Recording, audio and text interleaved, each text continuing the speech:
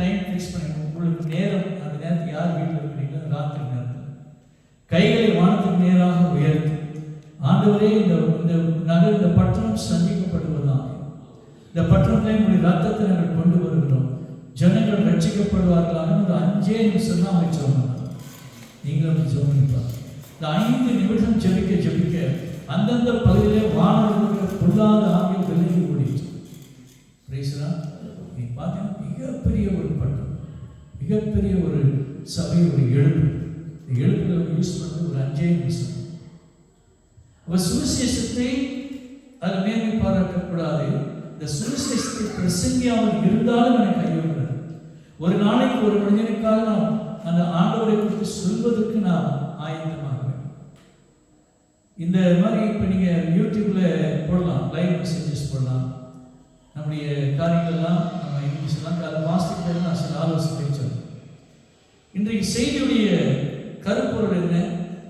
அப்போஸ்தலனாகிய பவுல் சொல்கிறார், அந்த 1 கொரிந்தியர் 9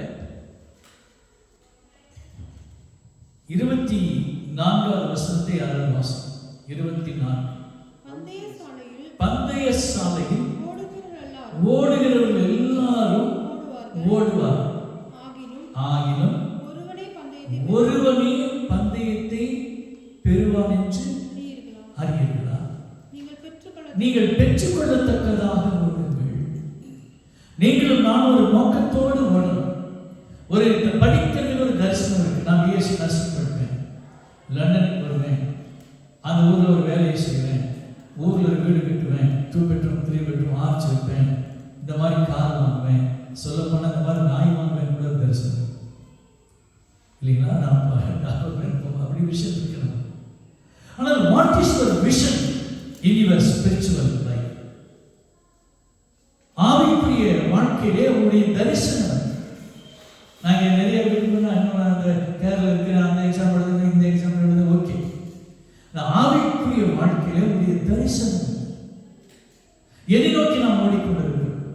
இங்கே பவுல் சொல்றார், நீங்கள் பெற்றுக்கொள்ளத்தக்கதாக உங்களுடைய ஆவிக்குரிய வாழ்க்கையை கடந்து வர வேண்டும்.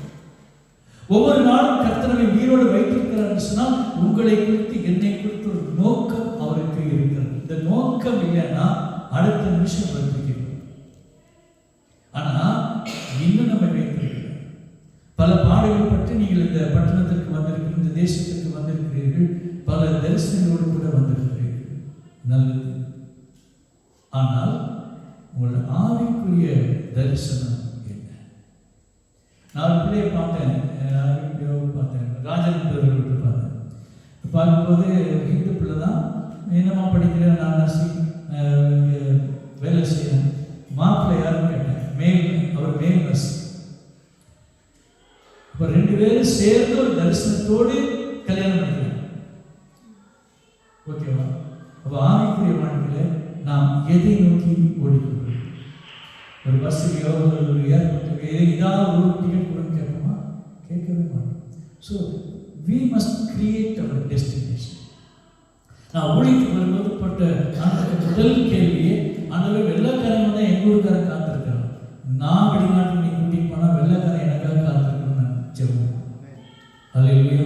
அப்படிதான் லண்டன்லேருந்து டென்மார்க்கில் நடந்து நிறைய இடங்களிலே அப்படி நடந்தது. அல்லேலூயா. அப்போ நான் மறிக்கும் பொழுது என் வாழ்க்கை ஒரு அர்த்தமுள்ளதாக இருக்க வேண்டும் என்று கேட்டேன். நான் ஜோபனிக்கு 25,000 குழந்தைகள் வந்திருக்கிறேன். இது வரைக்கும் 2,300 எபிசோட் டிவி இது கொடுத்தேன். 58 பாட்டு இருக்கிறேன். நிறைய ரெக்கார்டிங் கொடுத்துருக்கிறேன்.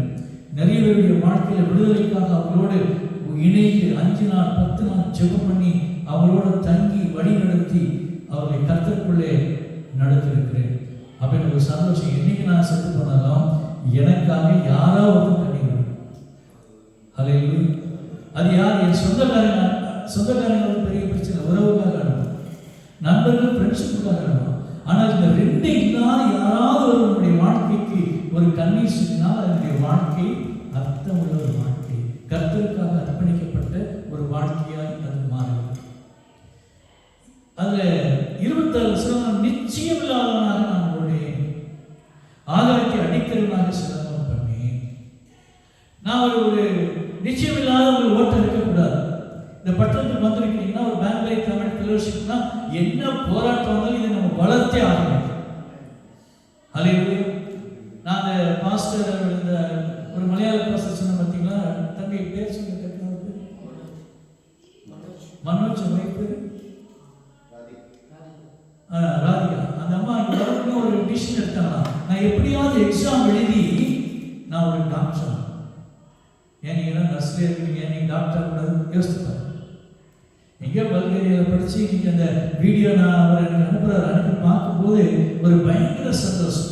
அந்நிய நாட்டில் இருந்த ஜனங்கள் கைத்தட்டி அந்த அம்மாவுக்கு அந்த டிகிரி கொடுக்கும்போது பார்க்கும்போது ஒரு மகிழ்ச்சி. கர்த்தருடைய நாமம் அங்கே மகிமைப்படுகிறது. அப்போ நம்ம ஒவ்வொருவருக்கும் ஒரு ஓட்டம் இருக்கிறது. இந்த ஓட்டத்திலே நாம் ஜெயிக்க வேண்டுமானால் பெற்றுக்கொள்ளத்தக்கதாக நாம் ஓட வேண்டும். பெற்றுக்கொள்ளத்தக்கதாக ஓட எல்லாத்துக்கும் ஒரு ட்ரைனிங் இருக்கு. 25 வருஷத்தில் சொல்கிறார் பவுல், நான் பந்தயத்துக்கு போராடுகிற யாவரும் எல்லாவற்றிலையும் இச்சை அடக்க முடியவராக இருப்பார். Self control. இந்த செல்ஃப் கண்ட்ரோல் நம்ம சபை நடத்த முடியாது. செல்ஃப் கண்ட்ரோல் மூப்பர்களாக இருக்க முடியாது. செல்ஃப் கண்ட்ரோல் நம்ம சபை தலைவர்களாக நம்ம இருக்க முடியாது. அவன் நம்மை நாமே ஆராய்ந்து ஒரு லிஸ்ட் எடுக்கும். உங்களுடைய பலவீனம் எல்லாம் என்ன முதல்ல அதை கண்டுபிடி. What is your weakness? பலன் என்ன அதை கண்டுபிடி. என்னுடைய பலவீனம் வந்து எனக்கு ரொம்ப, நான் வளர்ந்ததே எங்கள் ஃபேமிலியெல்லாம் பிஸ்னஸ் ஃபேமிலி. எல்லாமே எங்களுக்கு குழந்தைகள் வளரும் போதே பெரியவங்களாம் அதிகாரம் பண்ணுறதை பார்த்தே வளர்ந்தாங்க. அது மாதிரி கம்பெனி எக்ஸிக்யூட்டிவ் ஆகும். அப்போ ஊழியத்துக்கு வந்தப்போ எனக்கு இதெல்லாம் மாற்ற ரொம்ப கஷ்டம். பயங்கர கோபம் வச்சுன்னா நீ இந்த மாதிரி வராது. ஆண்டவர்கிட்ட சொன்னேன், நீ மைனஸே கோபம், இந்த கோபத்தை மாற்றணும், ஒரு வழிகாட்டுங்கன்னு சொன்னேன். போய் கண்ணாடியில் மூஞ்சியை பாருங்க. கண்ணாடியில் மூஞ்சியை பார்த்தா என்ன தெரியும்? நம்ம மூந்தான் தெரியுமா? என்னப்பா கோபமாக தான் பார்க்குறேன். நீ மூஞ்சியை பார்க்குறியா? ஆமாம். நீ யாரு? டிஎம்எஸ். உனக்கு என்ன வேலை இப்போ? நல்ல சொல்லி ஊழியக்காரன் கோபம் தான் வரக்கூடாது. அப்போ ஏன் கோபப்படுறேன்? ஆனால் வருது. அப்படி கண்ணாடியை பார்த்து பார்த்து பார்த்து பார்த்து இப்படி கோபம் குறைச்சி தான் நான் விசுவாசிக்கிறேன். அது இல்லையா? பிரைஸ் எல்லாம். ஸோ ஒரு இச்சை எடுக்க மாட்டேன். நம்முடைய உடலை எல்லாம் நாம் கட்டுப்படுத்த வேண்டும், மனதை கட்டுப்படுத்த வேண்டும். இந்த ரெண்டும் முக்கியமான காரியம். இந்த பிசாசு உங்களை 3 காரியத்தை தள்ளுவான். ஒன்று வந்து புகழ். நம்ம மோசஸ் அந்த பேர் வீட்டில் கிட்டார் வாசிப்பாரு, வீடே பிரசன்னமாக சொல்லுவாங்க. ஐயா எங்கள் வீட்டில் நீங்கள் ஒரே பிரச்சனையா கிட்டார் வாசிக்கும் போது எல்லாம் நாங்கள் ரசிக்கப்பட்டோம். புகழ். அதுக்கு இடம் கொடுத்தீங்கன்னா அடி வாங்கி. 2வது வந்து பணம். நீங்கள் ஒரு வீட்டுக்கு 1ஆம் நம்பர் வீட்டுக்கு ஜெபிக்க போகிறீங்க, 1000 ரூபா கணக்கு தரான். 10ஆம் நம்பருக்கு போய் ஜெபிக்கிறீங்க, 10,000 ரூபா கணக்கு தரான். செகண்ட் டைம் அந்த ஊருக்கு போனால் முதல்ல இருந்து வீட்டுக்கு போகிறீங்க 10,000 தான் பணம் போகும். ஸோ இந்த பணம் நமக்கு தேவை. ஆனால் பண ஆசை எல்லாத்தையும் வேறாது. அல்லேலூயா. பணத்தில் அடிப்போம். ஏன்னா நிறைய பேர் டெலிவரி சர்வீஸில் வீட்டில் வருவோம், அந்த காலத்தில் 100 ரூபா கட்டுக்க எப்படியாவது நீங்கள் சரியாக கொடுக்கணும் இருப்போம். முதல்ல காசு தூக்கி பேக்கில் போடுவோம். பிரைஸ் எல்லாம் பணத்தில் அடிப்போம். இதை 2 அடிக்க முடியல, நீங்கள் ஜெயிச்சிட்டீங்கன்னா ஆப்போசிட் செக்ஸில் அடிப்போம். ஒரு பெண்ணுக்கு ஒரு ஆணை பார்க்க கவர்ச்சியாக தெரியும், ஒரு ஆணுக்கு ஒரு பெண்ணை பார்க்கும்போது கவர்ச்சியாக தெரியும். உதாரணத்துக்கு என்னையும் மோசஸ் நீங்கள் பார்த்தீங்கன்னா 25 வயசு என் மாதிரி தெரியும். பிரைஸ்லாம் ஒரு வயசான 80 வயசு பாட்டியை நாங்கள் பார்த்தா 9,000 மாதிரி தெரியும். இந்த கண்ணை மாற்றோம், ஃபோக்கஸ் பண்ணி உங்களை எப்படியாவது பாலியல் இச்சையிலே சிக்க வைப்பான். அப்போ நமக்கு இதை மேற்கொள்ளணும்னு சொன்னால் நமக்கு தேவை இச்சை அடக்கம். அல்லேலூயா. இந்த ஓட்டெல்லாம் ப்ராக்டிஸ் பண்ணி ஒரே ஒரு ஃபர்ஸ்ட் ப்ரைஸ் தான் வாங்கணும். நம்முடைய வாழ்க்கையில் நாம் வைக்கப்பட்டிருக்கிற பரிசு நித்திய ஜீவன். நித்திய ஜீவன். இந்த நித்திய ஜீவனை நீங்களும் நானும் முதலாவது பெற்றுக்கொள்ளத்தக்கதாக ஓட வேண்டும். நான் ஒரு 1000 பாட்டு செடி போடுறது முக்கியம் இல்லை, ஒரு உலகம் முழுவதும் சுற்றுறது முக்கியம் இல்லை, நான் எதை செய்தாலும் முக்கியம் இல்லை. பிரைஸ்லாம் அதில் ஒரு மிக முக்கியமான ஒரு காரியம் இருக்கிறது, என்னை நான் ஆராய்ந்து பார்ப்பதற்கு. அது 1 பேதுருவுடைய புஸ்தகம். பிரைஸ்லாம் ஜீசஸ்.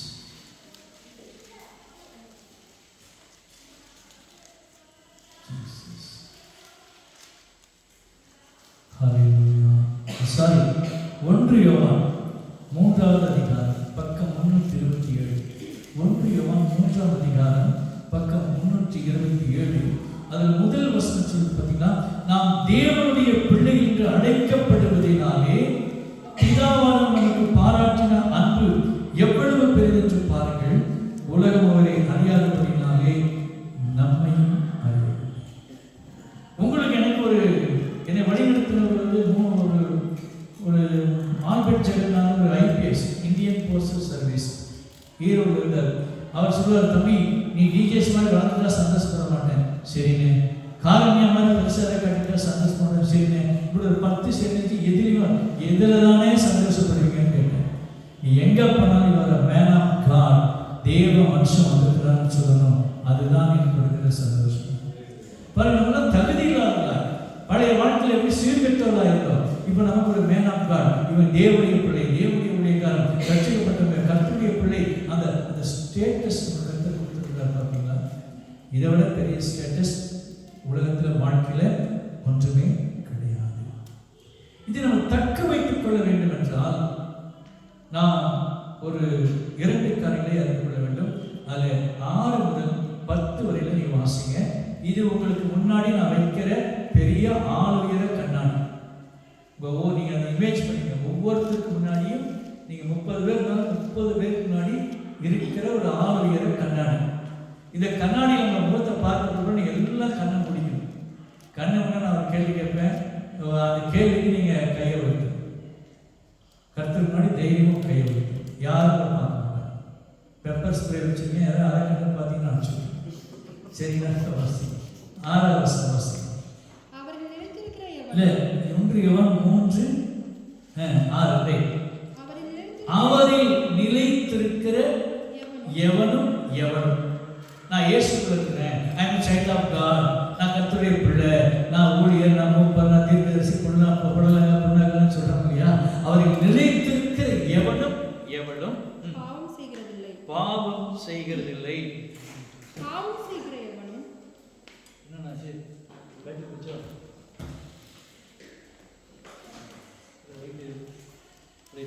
பார்த்தீங்கன்னா முக்கியமான சொன்னா அவன்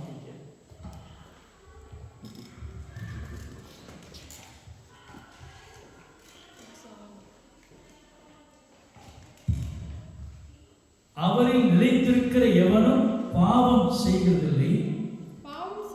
பாவம் செய்கிற எவரும் அவரை காணவும் இல்லை, அறியவும். நீங்க நமக்குள்ள பாவம், இந்த பாவத்துடைய ஃபார்முலா என்னன்னா ரோமர் 7ஆம் அதிகாரம் 19-20.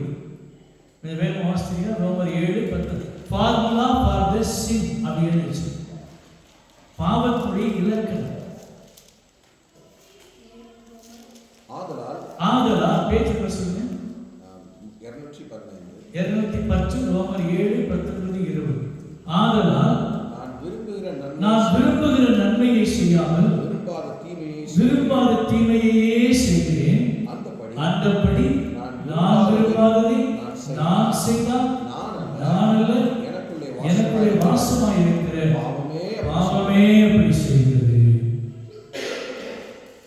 கேரளாவில் ஒரு பெரிய கன்வென்ஷன், பயங்கர கூட்டம். ஒரு அமெரிக்கா சார்ந்த சபை, ஒரு 3-4 பேர் நான் தான் பிரசிங்கர், எனக்கு டிரான்ஸ்லேட். இப்போ முன்னாடி ஒரு பாஸ்டர் என்னை இன்ட்ரடக்ஷன் பேசுகிறார். எல்லா டிஎம் சௌந்தரராஜன் பிரசிங்கர் செய்தி கேட்க வந்திருக்கீங்க, நல்லது. ஒரு அம்மா ஒரு மகனை கூட்டிகிட்டு ஒரு ஃபாதர் கிட்ட போனாங்க, ஒரு பாஸ்டர். ஐயா பையன் ரொம்ப நல்லமையா, காலையில் விஸ்வவாணியில் வந்து எல்லா லாங்குவேஜில் வர செய்தி கேட்பான், அவ்வளோ வசனம்னா ஆசைன்னு பாஸ்டர் சொன்னப்பா. அதில் எல்லாம் பொருளுடைய தமிழ், தெலுங்கு, மலையாளம் எல்லாம் கேட்பாயா. ஆனால் என்னன்னா அந்த செய்தி கேட்டு முடிக்கிறதுல ஒரு கட்டி பீடி எழுத்துருவான், மற்றபடி ஒரு கட்ட பழக்கத்தில் அப்படின்னா அவரை புரிஞ்சுக்கிச்சு. அப்புறம் முதல்ல இந்த சபைக்கு பாஸ்டர் பயங்கரமாக ஹெல்ப் பண்ணுவாயா, டே அண்ட் நைட் கார் ஓட்டுவாயா, பைக்கில் கூட்டிகிட்டு போவாயா, ராத்திரி பவுல் பாஸ்டரோட சுற்றிட்டே இருப்பாயா. நைட் வந்தோடனே கொஞ்சம் அந்த உடம்பு வலிக்கிட்டு பார்த்தீங்கன்னா ஒரு குவார்டர் மட்டும் அடிச்சுக்குவாயா, மற்றபடி எந்த கெட்ட பழக்கம் இல்லைன்னா. புரியுதா உங்களுக்கு? அந்த மாதிரி நீங்கள் செய்தி கேட்டுட்டு டிஎம்எஸ் செய்தி கேட்டுட்டு இப்படி இருக்கக்கூடாதுன்னு சொன்னாங்க. பிரைஸ் எல்லாம் இப்போ நான் விரும்பாத நான் செய்கிறேன். சில அக்கேஷனல் சில பேர் ட்ரிங்க்ஸ் பண்ணுவாங்க, அக்கேஷனல் சில வெத்திரவாக போடுவாங்க. என்னைக்கோ ஒரு நாளைக்கு அது என்ன தப்புமா? நீ பாயசனை எப்போ சாப்பிட்டாலும் இந்த பாயசம் புரியுதா உங்களுக்கு? அது மாதிரி எல்லாருடைய அன்பாருக்கும் தெரியும், சண்டை போடுவோம், கோல் சொல்லுவோம், அல்லது மறைமுகமாக பேசுவோம். எதை பேசுவோம்? நேரடியாக பேசுவோம், மறைமுகம், அப்படியெல்லாம் நிறைய காரியம் நமக்குள்ள வரும். அப்போ இது தெரியும், நான் விரும்புகிற நன்மையை நான் செய்யலை, விரும்பாத தீமையை செய்கிறேன், இன்னும் எனக்கு இதில் மைண்ட் இருக்கு. அப்படி நான் செஞ்சால் நான் இல்லை, எனக்குள் மாசமாக இருக்கிற. சரி, அடுத்த வருஷம் 7ஆம் வசனம். பிள்ளைகளே நீங்கள் ஒருவராலும் வஞ்சிக்கப்படாது. யாராலும் நீங்க ஏமாற்றப்படக்கூடாது. யார் பிரசங்கம் பண்ணாலும் அது வேத வசனத்துக்குள்ளதாக இருக்கணும், சத்தியத்துக்குள்ளாக இருக்கணும், சத்தியத்துக்கு வெளியில் இருக்கக்கூடாது. இங்கே தமிழ்நாட்டிலாம் பார்த்தீங்கன்னா சில பேர் செய்வல் எடுக்கிற பூமியை தோண்டு, இங்கே தோண்டு, அங்கே தோண்டு, தலைவருக்கு தோண்டி எடுப்பான். பைபிள் இடமே கிடையாது. நீங்கள் சில பேர் இந்த செவத்தில் ஜெபம் பண்ணி தண்ணி ஊற்றுவான், பிளட்டு மாதிரி. வேதத்துக்கு முரணான அந்த பிசாசுடைய சிந்தனைக்குள்ள நீங்கள் நான் போயிருக்கிறோம். நம்மளை குழப்பிடும். அவனுக்கு அது இருக்குதுன்னு சொன்னால் அதுக்கு டெலிவரன்ஸ் கொடுக்கணும். டெலிவரன்ஸ் கொடுக்கணும்னா சொல்கிற ஒளிகாரம் பாசிங் போடணும், அவளை பாசிங் போட வைக்கணும், ஒரு விடுதலையை அவளுக்கு கொடுக்க வைக்கணும். அப்போது யாராலும் நம்ம ஏமாற்றப்படக்கூடாது, வஞ்சிக்கப்படவே கூடாது.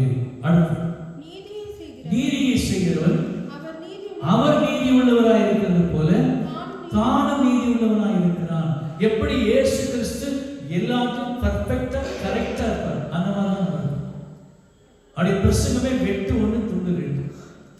நீங்க ஆதியாகமம் 2ஆம் அதிகாரம் பார்த்தீங்கன்னா இந்த கனியை சாப்பிட்டா சாகவே சாகும், அவ்வளவுதான்.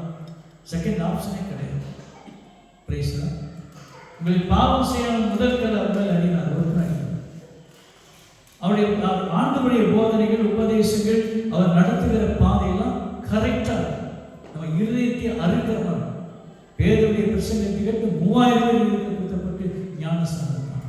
ஸோ அவர் நீதி உள்ளது போல நீங்களும் நானும் நீதி உள்ள. எப்பவுமே அநீதி நம்ம செய்யவே கூடாது. ஏன்னா பூமிக்கு உலாவுகிற கர்த்தருடைய 7 கண்கள் எவ்விடத்திலிருந்து நல்லோர் தீயோர் யாவரையும் நோக்கி பார்க்கிறோம். பேசலாம் நீதி உள்ளதா. அடுத்து பாவம் செய்கிறவன் நம்ம என்ன ஒரு பாவத்தை எந்த சூழலிலே பாவம்னு தெரிஞ்சு செஞ்சுட்டோம்னா நம்ம யாருடைய பிள்ளையா மாறிடும்? பிசாசுடைய பிள்ளையாய் மாறி. கேட்கறது கொஞ்சம் கஷ்டமா, வேற வழி இல்லை. நான் சொல்லிட்டேன் பேசலாம். உங்களுடைய தசம வாரத்தை நீங்கள் ஏமாற்றினா அது பாவம். நீங்க சொல்லுவாங்க டைத்தை பிரிச்சு கொடுக்குறேன். டைத் அண்ட் ஆஃபரிங், காணிக்கை தசம வாங்க. காணிக்கை என்பது உற்சாகப்படும். மலேசியாவுக்கு கேன்சர் சுகமாகி ஒரே நாள் 80 lakhs போட்டு எனக்கு கோயம்புத்தூர் இடம் வாங்கி கொடுத்து, வீடு கட்டி கொடுத்து, கார் வாங்கி கட்டி சாப்பிடுறீங்க. அவர் சாகிற வரைக்கும் தசமபாகத்தை 10ல் 1 அனுப்பி கொண்டே இருக்கிறார். ஸோ காணிக்கை என்பது வேறு, தசமபாகம் என்பது வேறு. அதில் தவறுகிறவன் தேவனால் சபிக்கப்பட்டவன் என்று வேதம் சொல்லுகிறது. இப்போ நமக்கு ஒரு ஸ்பிரிச்சுவல் ஷெப்பர்ட் இருக்கணும். நம்ம யார் கைட் பண்ணுறாங்க, யார் திருத்துறாங்க, யார் நம்மை கண்டிக்கிறார்கள் என்பதெல்லாம் உணர்ந்து அந்த காரியத்தை நாம செய்யணும். அப்போ பாவம் செய்கிற பிசாசு நான் பெற்ற தகப்பனை பார்த்து நானும் அவனை பற்றி சொல்லணும்னு கேட்கறது. ஒய்ஃபை கல்யாணம் பண்ணிட்டு நீ வந்திருந்த வாழ்க்கையே போச்சுன்னு சொல்றது. யார் மாதிரி சொன்னாங்க? பிள்ளைகள் கேட்டு ஜெபம் பண்ணிட்டு நாயை வேணும்னு திட்டுறது. கொடுக்கப்பட்ட பாத்திரத்தில் அதை வச்சுட்டு குறை சொல்றது. பிரைஸ்லாம் ஒன்றில் நம்ம ஹாஸ்பிட்டல் உடனே போனால் அவர் ஓகேட்டார். ஆனால் அவர் வெடி கார் ஓட்டுறார். அப்போ நான் போய் குறை சொல்றேன், என்ன சொல்ல கார் ஓட்டினார் அப்படி சொல்றது. தேவன் கொடுத்த வாய்ப்புகளை நாம் சரியாக பயன்படுத்தணும். இதெல்லாம் பாவம். பாவம் செய்கிற பிசாசினால் உண்டாயிருக்கிறான். ஏனெனில் பிசாசானவர் ஆதி முதல் பாவம் செய்கிறான். பிசாசுடைய கிரியைகளை அழிக்கும்படிக்கு தேவனுடைய குமாரன் வெளிப்பட்டார். தேவனால் பிறந்த எவனும் பாவம் செய்யான். ஏனெனில் அவருடைய வித்து அவனுக்குள் தரித்திருக்கிறது. அவன் தேவனால் பிறந்தபடியினால் பாவம் செய்யான். இதனாலே தேவனுடைய பிள்ளைகள் இன்னார் என்றும் வெளிப்படும். நீதியை செய்யாமலும் தன் சகோதரனில் அன்பு கூறாமலும் இருக்கிற எவனும் சொந்த அண்ணன் தம்பி சூழ்நிலாம் கஷ்டப்படுமா, ஒரு ஊழியத்தில் 1 லட்சம் ரூபா அனுப்புவான். அது ஆண்டவர் கொடுக்குறது. ரெண்டே பாயிண்ட் தான். பாவம் செய்ய விசுவாசம் நம்ம இருக்கிறான், தேவனாக்கிறது எவனும் பாவம் செய்யலாம். ஓகேவா? இப்போ கண்ணாடி முன்னாடி வச்சுட்டேன், எல்லாரும் கண்ணாடி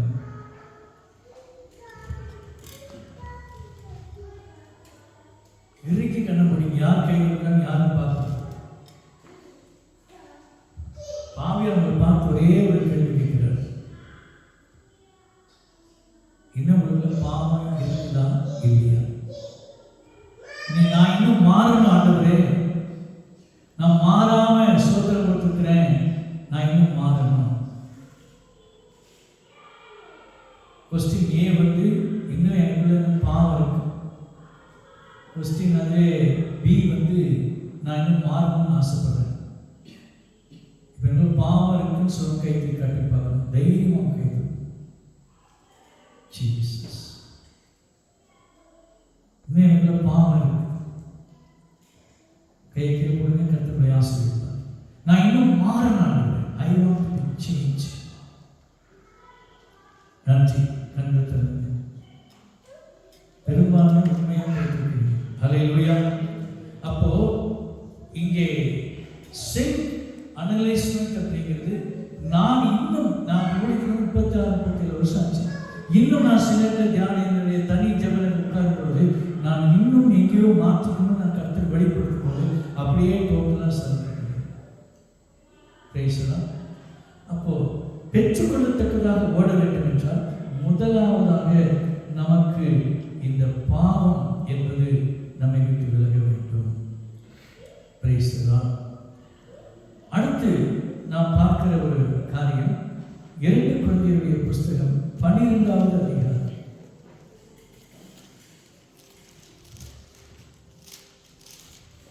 பவுல் தேவனால் தெரிந்து கொள்ளப்பட்டார், அழைக்கப்பட்டார். இந்த பவுல் அழைக்கப்படும் பொழுது அனனியாவை அனுப்புறாரு. அனனியா ஆண்டவருடைய அழைப்பை எதிர்த்து பேசுறான். இந்த பவுல் ரொம்ப மோசமானவன், சரியில்லை, புத்தி இப்படி மைண்ட் இப்படின்னு சொல்லும்போது ஆண்டவர் சொல்றார், நீ இப்போ அவன் பிரஜாதிகளுக்கும் ராஜாக்களுக்கும் இஸ்ரவேல் ஜனங்களுக்கும் பாத்திரத்தை அறிவிக்க தெரிந்து கொள்ளப்பட்ட பாத்திரம். ஒரு மனிதன் மாறின பிற்பாடு அவன் பெற்றுக்கொள்ளத்தக்கதாக எப்படி ஓடினான் என்பதை நான் உங்களுக்கு சொல்ல விரும்புகிறேன். அது 2 கொரிந்தியருடைய புஸ்தகம் 11ஆம் அதிகாரம் 22லிருந்து 28 வரைக்கும் நீங்க குறிச்சுக்கீங்க, வீட்டில் போய் பாருங்க. நீங்க விளக்கி சொல்ல எனக்கு நேரம் இல்லை. அதில் ஒரு சில காரியங்கள் மட்டும் நான் சொல்லுகிறேன். யூதர்களால் 1 கொரிந்தியர் 40 அடியாக 5 தடவை அடிக்கப்பட்டார். யூதருடைய கோர்ட்டில் மாட்டிக்கிட்டா 25 அடி, 35 அடி, 39 அடி இப்படிதான் அடி கொடுப்பான். 40 அடி கொடுத்து தான் மறுபடியும் அவங்க அந்த பனிஷ்மெண்ட் கொடுக்க முடியாது. இப்படி தூக்கு தண்டனை ஒரு தடவை தான் கொடுக்க முடியும். அந்த மாதிரி அவன் பவுல வேணும்னே ஒரு பெரிய கப்பல் கம்பெனி அதிபருடைய மகன், பெரிய ராஜாவுடைய பிள்ளை, அவன் இயேசுவுக்காக 1 கொரிந்தியர் 40 அடியாக 5 தடவை அடிக்கப்பட்டான். பிரைஸ்லாம் பிறவனால் அடிக்கப்பட்டான். இது எல்லாவற்றையும் விட அதை குறிப்பிட்டு சொல்ல வேண்டும் என்று சொன்னால், கள்ள சகோதரரால் உண்டான மோசம், கூடவே குடிமக்களுடைய பாடுகளை அவன் தாங்கிக் கொண்டான். அதில் 11ஆம் அதிகாரம் 27ஆம் வசனம் பார்க்கும்போது அநேக முறை குளிரிலும் நிர்வாணத்தில் பவுலுடைய பிரசங்கம் பண்ணும் பொழுது இவன் தேவனால் கொள்ளாத காரியம் ஒன்றுமில்லை என்று சொல்லி இவன் அந்த இடத்தை விட்டு வீட்டை விட்டு வெளியே வரும்பொழுது இருளிலே மறைந்திருக்கிற இந்த யூதர்கள் அவன் ட்ரெஸ் எல்லாம் உயிர்விட்டு கர்த்தர் துணி கொடுப்பார் போடான்னு தரிச்சு விட்டுருவான். ஃபுல் நேக்கடாக யோசித்து பாருங்க. இருளிலே மறைந்து உடைய சீசர்களுடைய யாராவது கூட நம்ம தேடி எங்கே ஒழிச்சிட்டு இருக்கிறாருன்னு பார்த்து போய் ட்ரெஸ்ஸை கொடுத்து அப்படிலாம் அவன் போனான். ஸோ நீங்கள் அந்த 26 நீங்கள் அந்த 2 கொரிந்தியர் அந்த 11ஆம் அதிகாரம் 22 நீங்கள் வாசித்து பாருங்கள். இந்த பவுல் சொல்கிறார், நீங்கள் பெற்றுக்கொள்ளத்தக்கதாக ஓடுங்கள். என் வாழ்க்கையில் எவ்வளவு போராட்டம் வந்து, எவ்வளவு பிரச்சனை வந்தது, நான் தேவனை மறுதலிக்கவில்லை, அவரை விட்டு நான் விலகவில்லை. அவரால் அழைக்கப்பட்ட நான் பெற்றுக்கொள்ளப்பட்டதாக ஓடினேன். அதனால நீ பவுலுடைய நிறுவனம் இயேசுக்கு 120 சீசர்கள் இருந்தார், 12 அப்போஸ்தலர்கள் இருந்தார். ஆனால் இதுல பவுலுடைய நிருபங்களை தான் இன்றைக்கு நாம் அதிகமாக வாசிக்கும்படி தேவன் கிருபை செய்திருக்கிறார். அல்லேலூயா. இப்போ பெற்றுக்கொள்ளத்தக்கதாக ஓடின ஒரு சிலரை மட்டும் நான் உங்களுக்கு காண்பித்து நான் நிறைவு செய்கிறேன். ஏன்னா நமக்கு வந்து அந்த கம்யூனிஸ்ட் சர்வீஸ் நம்ம போக முடியும். 1 ராஜாக்களுடைய புஸ்தகம் 17ஆம் அதிகாரம் பக்கம் 452. அதில் எலியாவை குறித்து பார்க்கிறோம். இந்த எலியாவுடைய விசேஷம் என்னன்னு கேட்டீங்கன்னா, அவருடைய சிந்தனை எப்பொழுதுமே ஜீவனுள்ள தேவனுக்கு முன்பதாய் நிற்கிற ஒரு அனுபவத்தை பெற்றிருந்தார். ஒரு ரோல் மாடலாக யாரும் வச்சிருக்கீங்க? எலியா சொல்வாரு, ஜீவனுள்ள தேவனுக்கு முன்பதாய் நிற்கிற நான் அவருடைய ஜீவனை கொண்டு சொல்வேன். ஒரு தேசத்தின் அதிபதியை பார்த்து பணியும் வராது மழையும் வராதுன்னு சொல்றாரு. சொன்னதுக்கு அவனுக்கு கிடைத்த பனிஷ்மெண்ட் என்னன்னா, நீ போய் ஒளிந்து கொண்டிரு, கேரித்தாங்க ஒளிந்து கொண்டிரு. அங்கே பறவைகள் அவனுக்கு ஆகாரம் கொடுத்து, அடுத்து சாரிபாத் விதவை வீட்டுக்கு அனுப்புகிறார். எல்லாம் அனுப்பிட்டு அவன் எதை நோக்கி அவனுடைய பாதை கடந்து வந்தது. Hallelujah. Praise the lord. Praise the lord. Praise the lord. இங்க நீங்க 10ஆம் அதிகாரத்தில் 1 ராஜாக்கள் 18ஆம் அதிகாரம். Price Jesus. 21வது வசனத்தை வாசி. எலியாவுடைய ஓட்டம் எதை நோக்கி ஓடிச்சு? பக்கம் 454, 1 ராஜாக்கள் 18:21.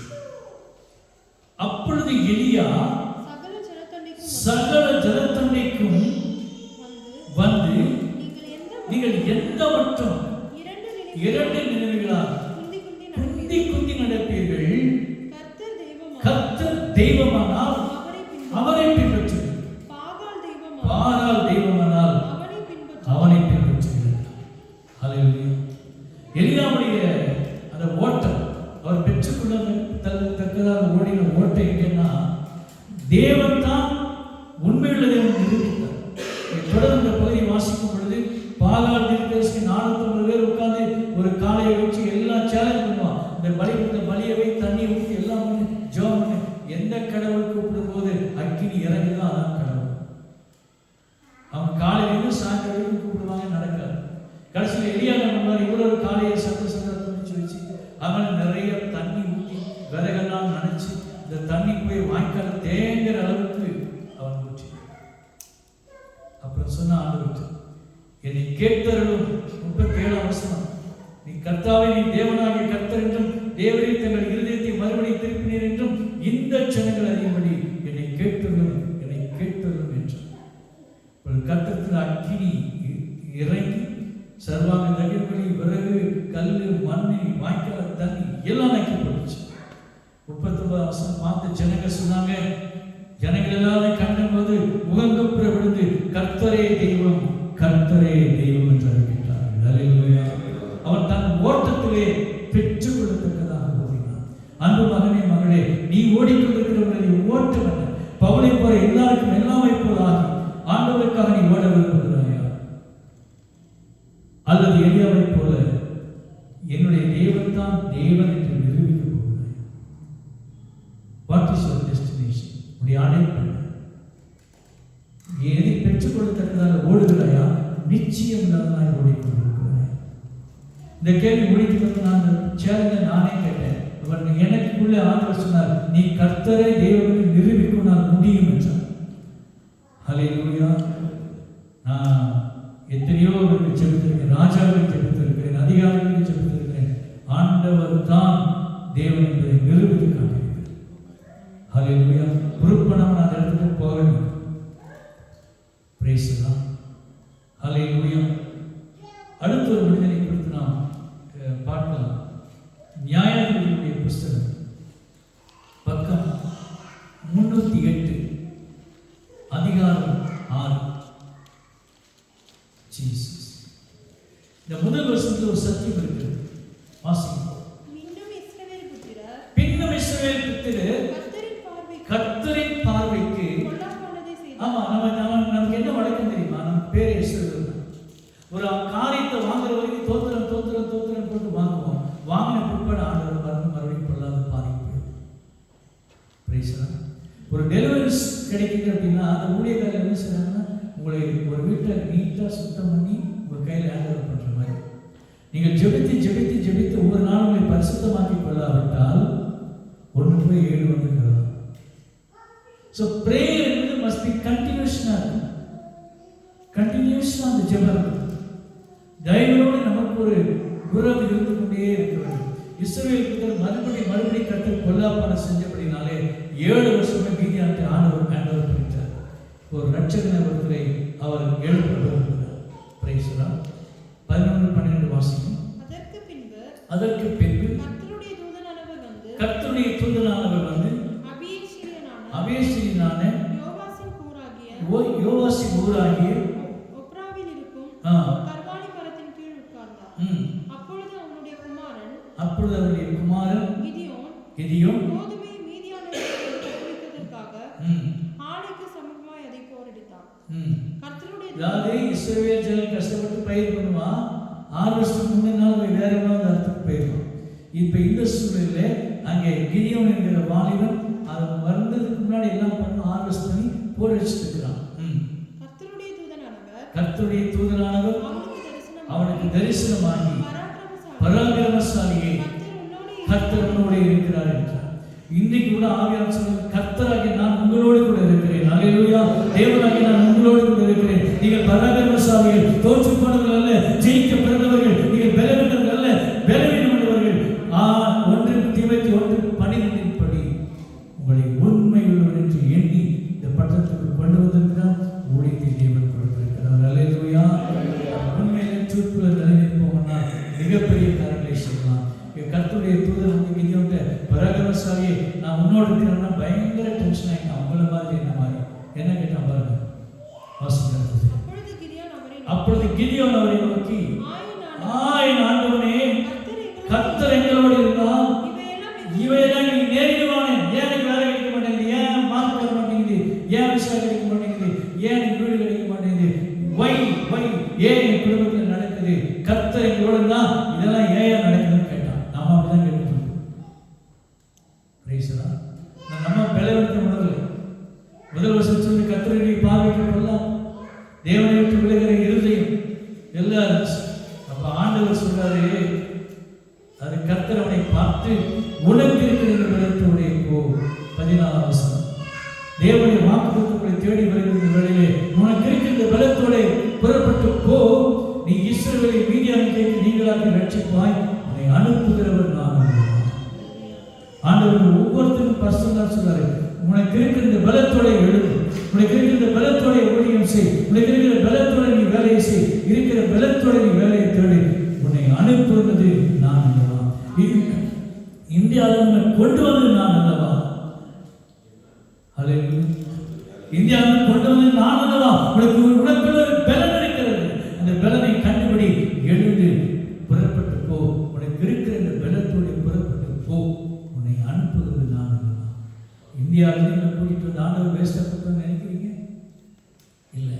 உங்களுக்கு ஏதோ ஒரு டிலே ஆகுதுன்னு சொன்னால் உங்களுக்கு ஏதோ தப்பு இருக்கணும். ஏதோ ஒரு மறுபடியும் நீங்கள் ஏதோ ஃபெயில் ஆகிங்கன்னா எங்கேயோ நீங்கள் கரெக்ட் பண்ணிக்கணும்னு அர்த்தம். ஏதோ ஒரு பிரச்சனை சூழ்நிலைன்னா அந்த சூழ்நிலையை நாம் சரியாக்கி கொள்ள வேண்டும் என்று அர்த்தம். கடைசியாக நாம் ஒரு காரியத்தை பார்த்து ஜெபத்தில் கடந்து சொல்வோம். யாத்திராகமத்தின் புஸ்தகம் 3வது அதிகாரம்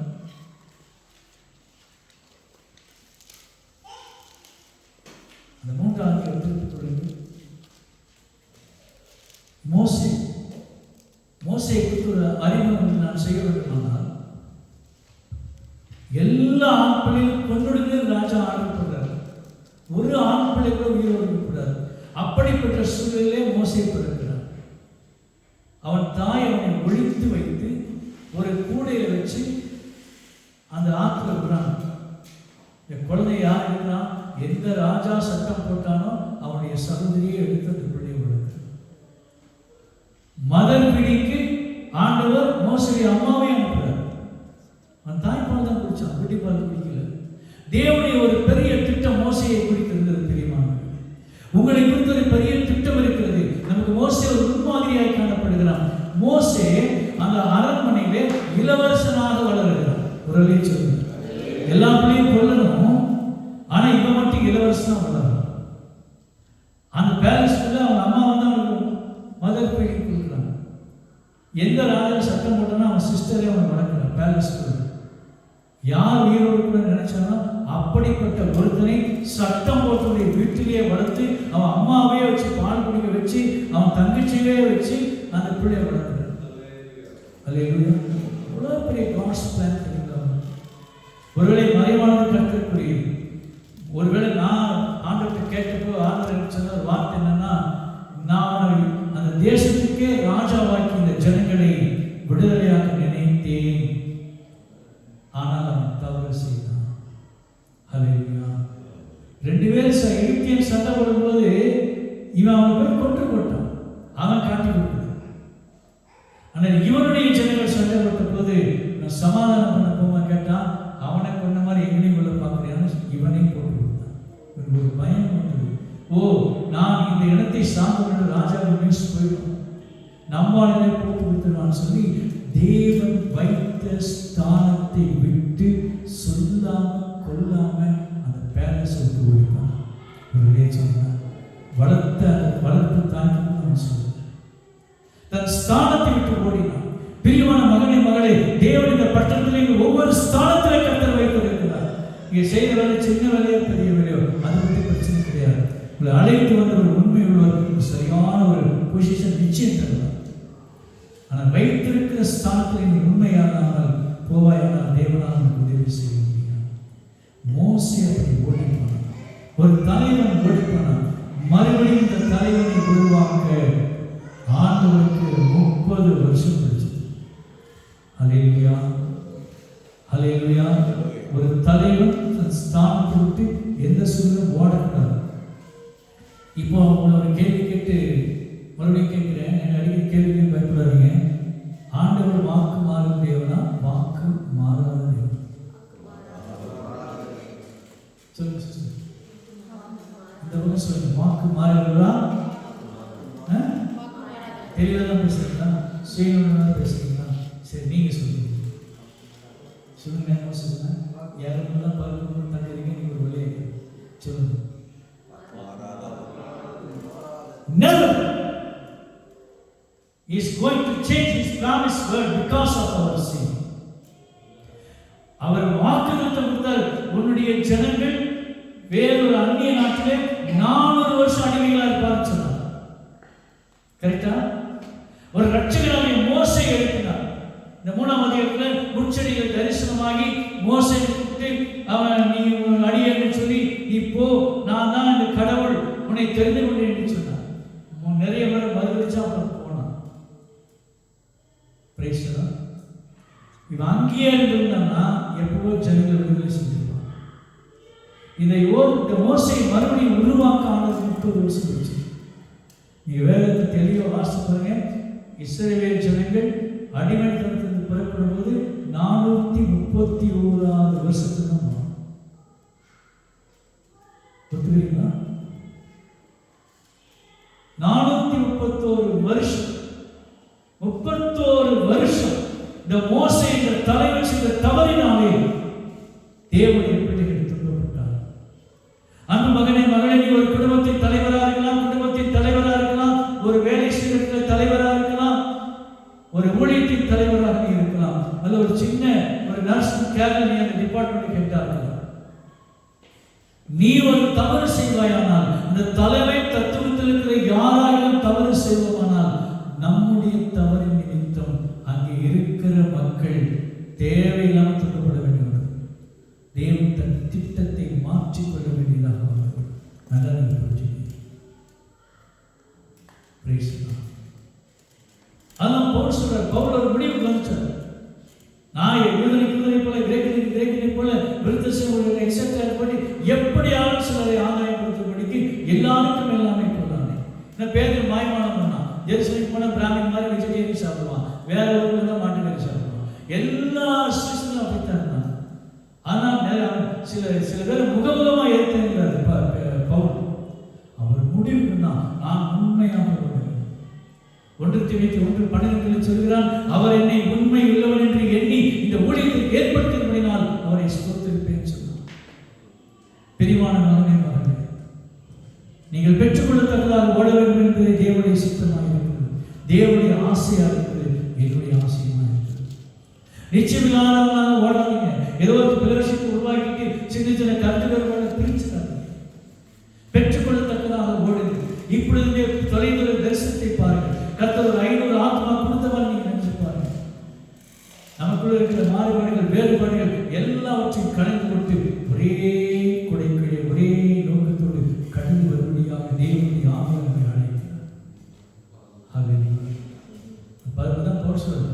நீங்கள் நான் நிச்சயம் இல்லாதவனாக ஓடுவேன், பெற்றுக்கொள்ளத்தக்கதாக ஓடுவேன். இது நம்முடைய முடியும். நம்ம 8 மணி நம்ம முடிஞ்ச வரைக்கும் டைட் இருக்காம இருக்கு. எத்தனை படுக்கும்போது என்ன மணி ஹாஸ்பிட்டல் நைட்டு 12 1 மணி ஆயிடுச்சு. காலையில் நானும் விட்டு மட்டும்தான் நான் தான் சேரத்துல போகிறேன். பிரைஸ்லாம் நான் அடுத்த வருஷம் இருக்கணும். யார் போடுவீங்கன்னு தெரியாது. நீங்கள் ஒரு பொறுத்தனை பண்ணி ஆண்டவரே, நாங்கள் அடுத்த வாரம் நான் சர்ச்சைக்கு சேர் போகிற நேரத்தில் வந்து நீங்கள் மார்க்கை பாஸ் பண்ணுங்க. இந்த வேலையில் உயர்வை கொடு, என் பிள்ளைக்கு சுகத்தை கொடு, ஊரில் இருக்கிற கட்டாத வீட்டை கட்ட உதவி செய்யுங்க.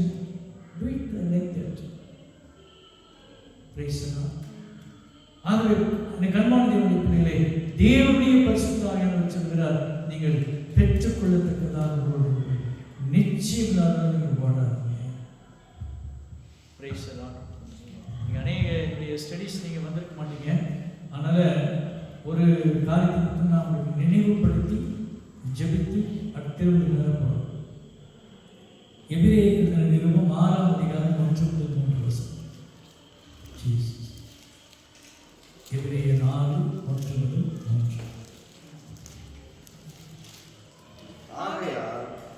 ஆகையால் கிறிஸ்துவை பற்றி 92 கிறிஸ்துவை பற்றி சொல்லிய மூல உபதேச வசனங்களை நாம் விட்டு செத்த